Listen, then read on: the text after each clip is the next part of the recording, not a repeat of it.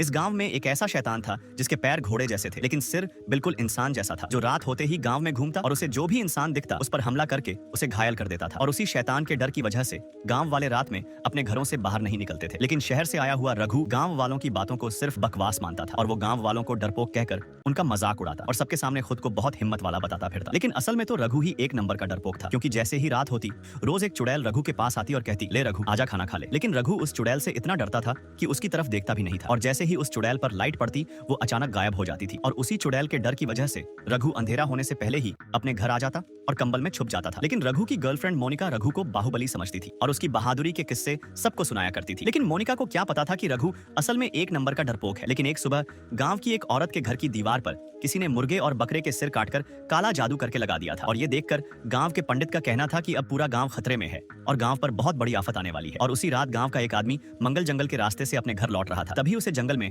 अपनी बूढ़ी माँ दिखाई दी, जो हाथ में मशाल लेकर बहुत फास्ट भागी जा रही थी। लेकिन हैरानी की बात यह थी कि मंगल की माँ तो ठीक से चल भी नहीं सकती थी, इसलिए मंगल अपनी माँ का पीछा करने लगा। लेकिन वो जितना अपनी माँ के करीब जाता उतना ही उसकी माँ उससे दूर होती जा रही थी और तभी अचानक उसकी माँ उसकी आंखों के सामने गायब हो जाती है। ये देखकर मंगल बहुत डर जाता है और तभी उसके पीछे कुछ अजीब सी आहट होती है, जिससे मंगल पीछे मुड़कर देखता है तो उसके सामने सिर पर सींगों वाली एक खोपड़ी खड़ी थी। ये देख मंगल भूत भूत चिल्लाता हुआ अपने घर की तरफ भागने लगता है। लेकिन जब मंगल घर पहुंचा तो उसकी माँ पहले से ही घर पर मौजूद थी और तब मंगल को पता चलता है कि उसकी माँ रात को कहीं गई ही नहीं थी। ये सुन के मंगल को बुखार चढ़ जाता है। वहीं दूसरी तरफ मोनिका रघु को रात को अपने घर मिलने के लिए बुलाती है, लेकिन रघु अंधेरे में घर के बाहर जाने से डरता था, इसलिए वो शाम होने से पहले ही मोनिका के घर के पास वाली जगह छुप जाता है। लेकिन अंधेरा होते ही रघु के सामने वो चुड़ैल खाने का निवाला खिलाने आ जाती है, जिसे देख रघु बहुत डर जाता है। लेकिन फिर भी हिम्मत करके वो उस चुड़ैल पर टॉर्च की लाइट मार देता है, जिससे वो चुड़ैल गायब हो जाती है और रघु की जान में जान आती है। लेकिन अभी रघु ने सांस ही ली थी कि तभी अचानक उसके सामने वही घोड़े के पैर वाला शैतान आ जाता है। पार्ट 2 और 3 पहले से चैनल पर मौजूद है।